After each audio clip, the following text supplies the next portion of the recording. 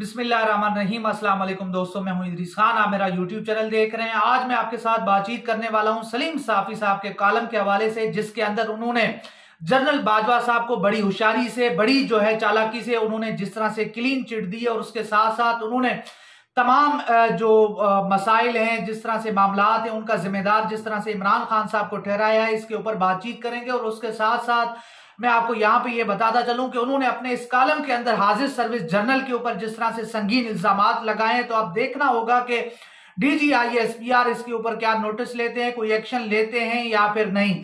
उसके साथ साथ आज सलीम साफी साहब ने जो कॉलम लिखा उसके अंदर वो फरमाते हैं, उसके अंदर वो लिखते हैं कि जी जनरल बाजवा साहब ने बड़ी नेक नियति के साथ इमरान खान साहब को लेकर आए, उनके हवाले से उन्होंने काम किया। उन्होंने मीडिया के ऊपर जो है पाबंदियां लगाई, हमारे ऊपर पाबंदियां लगाई, हामिद मीर साहब के ऊपर पाबंदियां लगाई, बाकी भी वो नाम लेते हैं। इसके साथ साथ वो कहते हैं कि नैब को भी जो है उन्होंने खामोश करवा दिया। इलेक्शन कमीशन से लेके तमाम इदारे जो है जनरल बाजवा साहब के हुक्म पर चल रहे थे। जनरल बाजवा साहब के कहने के ऊपर तमाम इदारों ने जो है इमरान खान साहब का साथ दिया। इमरान खान साहब जो है वो वजीर आजम बने, वो जनरल बाजवा साहब की मदद से बने। जनरल बाजवा साहब ने बड़ी नेक नियति के साथ उनको जो है यहां तक लेकर आए। उसकी वजह वो बताते हैं कि जी जनरल बाजवा साहब समझते थे कि या इमरान खान साहब ने उनको यकीन दिलाया था कि वो ही मसीहा हैं, वही पाकिस्तान को ठीक करेंगे। तो जनरल बाजवा साहब एक सादा लो इंसान थे, वो जो है इतने शरीफ नफ्स इंसान थे कि वो उनकी बातों में आ जाते हैं। और उसके बाद जो है आगे सलीम साफी साहब फरमाते हैं कि जनरल फैज हमीद साहब और जनरल आसिफ गफूर साहब जो है वो उनको मजबूर कर देते हैं कि वो इमरान खान साहब के अलावा किसी का भी ना सोचे। नवाज शरीफ को जो है जो उनके साथ हालत हुई, जो उनके साथ जो सलूक किया गया, वो समझते हैं कि इस पूरे मामलात का जो असल जिम्मेदार है वो इमरान खान साहब हैं, या वो दो जर्नल हैं जिन्होंने जनरल बाजवा साहब को मशहूर जो है जनरल बाजवा साहब को इसके ऊपर आमादा किया कि जनरल बाजवा साहब इमरान खान साहब का जो प्रोजेक्ट था, जो जनरल राहिल शरीफ से शुरू हुआ, तो उसके बाद जनरल आसिफ गफूर हैं, जनरल फैज हमीद, जनरल आसिम सलीम बाजवा, ये वहां से चलता आया। और आखिरकार जनरल फैज हमीद साहब ने अपना काम दिखाया। उन्होंने कहा कि जनरल फैज हमीद जो है और जनरल आसिफ गफूर साहब समझते थे कि उनका मुस्तकबिल जो है इमरान खान साहब के साथ जुड़ा हुआ है। वो उनकी मोहब्बत में बहुत ज्यादा अंधे हो चुके थे और यही वजह है कि उन्होंने जनरल बाजवा साहब को मजबूर कर दिया कि वो इमरान खान साहब को जो है आगे लेकर आए। उनको वजारत उज़्मा दिलवाई गई और उसके बाद वजारत उज़्मा देने के बाद तमाम इदारों के हाथ पांव बांध दिए गए और उनको मजबूर किया गया कि जी वो इमरान खान साहब का साथ दें। वो कहते हैं कि अगर जनरल बाजवा साहब इदारों को मजबूर ना करते, अगर वो आजादी के साथ काम करते, तो आज इमरान खान साहब जेल में पड़े होते। उसके साथ साथ उन्होंने कहा कि जो जस्टिस जावेद इकबाल हैं, जो चेयरमैन नैब थे, उनका जो है इस पूरे मामले में, इस पूरे अपना फिल्म में, इस पूरी जो है अपना ड्रामे में उनका मेन किरदार था। उनका बड़ा शर्मनाक किरदार था। जिस तरह से उन्होंने नैब को इस्तेमाल करते हुए, जिस तरह से उन्होंने नून लीग, पीपल पार्टी और बाकी जो जमातों के खिलाफ जिस तरह से अपना कार्रवाइयां की, जिस तरह से मुकदमे बनाए, जिस तरह से उनके लोगों को जेलों में डाला, तो वो समझते हैं कि ये सब कुछ जनरल बाजवा साहब जो है वो इमरान खान साहब की मोहब्बत में करवा रहे थे। इमरान खान साहब इतने बच्चे थे, चूचे थे कि वो जो है इमरान खान साहब की मोहब्बत में अपने आप को बदनाम कर रहे थे। और यहां तक वो कहते हैं कि फौज जो बदनाम हुई, जो मुल्क आज जिस नहज पे खड़ा हुआ है, तो वो जनरल बाजवा साहब यहां तक तो लेकर आए, मगर असल जो जिम्मेदार हैं वो इमरान खान साहब हैं। क्योंकि ये पूरा मामला हुआ, जो ये सारा कुछ जनरल बाजवा साहब ने किया, वो इमरान खान साहब की मोहब्बत में किया, उनके इश्क में किया। तो आगे जो है अपना सलीम साफी साहब लिखते हैं कि उसके बाद पानामा केस, पानामा के बाद जैसे साकिब निसार साहब ने जिस तरह से मामलात को लिया, उसके बाद जैसे आसिफ सईद खोसा के हवाले से भी कहते हैं कि वो भी इमरान खान साहब की मोहब्बत में गिरफ्तार थे। उन्होंने भी वो काम किए जिससे इमरान खान साहब को फायदा हुआ, इमरान खान साहब की हुकूमत मजबूत हुई। तो अब उसके बाद वो कहते हैं कि जनाब जनरल आसिफ गफूर, क्योंकि जनरल फैज हमीद तो अब रिटायर हो चुके हैं, उनका फौज से अब कोई ताल्लुक नहीं है, मगर जनरल आसिफ गफूर आज भी जो है लेफ्टिनेंट जनरल हैं और कोयटा में वो तैनात हैं, कोर कमांडर कोयटा हैं। तो अब देखना होगा कि इसके ऊपर डीजी ISPR क्या एक्शन लेते हैं, क्या नोटिस लेते हैं।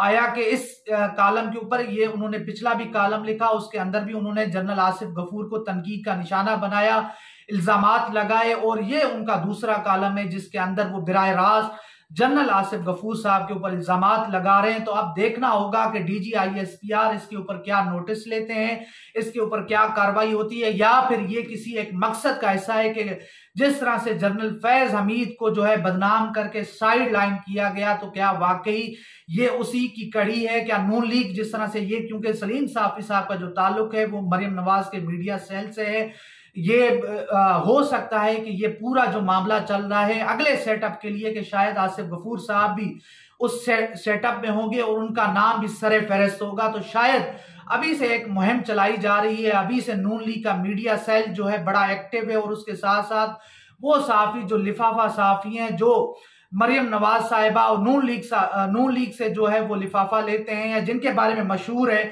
कि वो इस वक्त सरगर्म है और वो प्रोपेगेंडा कर रहे हैं कि किसी ना किसी तरीके से जनरल आसिफ गफूर को भी उसी तरह से बदनाम किया जाए और उनकी किरदार कुशी की जाए, उनका मीडिया ट्रायल किया जाए, कि ताकि वो अगले जो भी अगला सेटअप बनेगा चीफ अपना आर्मी चीफ के हवाले से जो भी अगला नाम आएगा तो उसके अंदर वो ना हो। उसके साथ साथ आप देखें कि ये सलीम साफी साहब कहते हैं कि इमरान खान साहब के साथ वो सब कुछ नहीं हुआ जो हुकूमत जाने के बाद नवाज शरीफ साहब के साथ हुआ था। शायद सलीम साफी साहब भूल गए हैं कि नवाज शरीफ साहब के ऊपर कोई कातलाना हमला नहीं हुआ था, कोई दहशतगर्दी के केसेस नहीं हुए थे, कोई जो है 15 से 20 केसेस मुकदमात उनके ऊपर नहीं बने थे, और ना ही उनकी जान लेने की कोशिश की गई थी। और दूसरी बात यह है कि नवाज शरीफ के साथ जो कुछ हुआ वो पानामा के ऊपर हुआ, सुप्रीम कोर्ट ऑफ पाकिस्तान का फैसला था, उसके बाद ये तमाम मामलात हुए। मगर यहाँ पर तो बिल्कुल एक अलग चीज थी, यहाँ पर तो जितने मामलात हुए वो जनरल बाजवा साहब की मंशा पर हुए। ये आपने नहीं देखा होगा कि जब नवाज शरीफ साहब निकले, मुझे क्यों निकाला का जब उन्होंने नारा लगाया था, जब उन्होंने जजेस को गालियां दी थी, तो उस वक्त और जब उन्होंने जनरल बाजवा और जनरल फैज हमीद को बराह रास्त जो है निशाना बनाया था, तो आजम सवाती की तरह किसी की जो है शलवारें नहीं उतारी गई थी, किसी को करंट नहीं लगाया गया था, किसी को नंगा होके नहीं मारा गया था, ना ही शहबाज गिल साहब की तरह सलूक किया गया था। तो ये ऐसे मामलात नहीं हुए थे, ये मामलात सिर्फ और सिर्फ यहाँ पर तहरीक इंसाफ के साथ हुए, इमरान खान साहब के साथ हुए। तो सलीम साफी साहब को अपना रिकॉर्ड भी दुरुस्त करना चाहिए और इतनी चापलूसी नहीं करनी चाहिए। अब तो हाजी साहब चले गए हैं और इनको भी चाहिए कि अब उनकी जो है अपना खुशामद छोड़ दें, अब वो किसी और काम पे लग जाएं तो बेहतर है, शायद उनका कोई फायदा हो। तो अब देखना होगा कि इन पूरे मामलात में जो है डीजी ISPR जो है क्या नोटिस लेते हैं। उसके साथ साथ भी इलेक्शन कमीशन, नैब, अदलिया खास करके उन्होंने अदालत को जो है अपना तनकीद का निशाना बनाया, उनके ऊपर इल्जामात लगाए हैं कि अदालत जो है जिस तरह से इमरान खान साहब को सपोर्ट करती रही है, जिस तरह से उनको रिलीफ देती रही है, तो वो सारा इस पूरे जनरल बाजवा साहब की मर्जी से हो रहा था। जनरल बाजवा साहब पूरा मामलात को कंट्रोल कर रहे। तो अब इन इदारों को भी जो है अपना वजाहत देनी होगी, कोई रद्द अमल दिखाना होगा, कोई नोटिस लेना होगा कि सलीम साफी साहब जो बात कर रहे हैं या तो वो सच है या झूठ है। तो इस हवाले से हम देखेंगे कि आगे क्या मामलात बनते हैं। इंशाल्लाह आपसे अगली वीडियो में मुलाकात होगी, तब तक के लिए अल्लाह हाफिज। आप क्यों आई हैं यहाँ?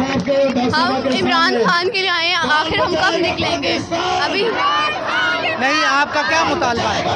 हमारा मुतालबा हमें इस पाकिस्तान को गुलामी से आज़ाद कराना है। इमरान खान साहब के ऊपर तो हमला हो गया, रेड लाइन क्रॉस हो गई, तो आप क्या कहती हैं? ये इन्होंने अपनी हद क्रॉस कर दी है, ये रेड लाइन थी, अब ये क्रॉस हो चुकी है, अब इसी के लिए हम निकले हैं। चलें, थैंक यू। आप क्या कहती हैं?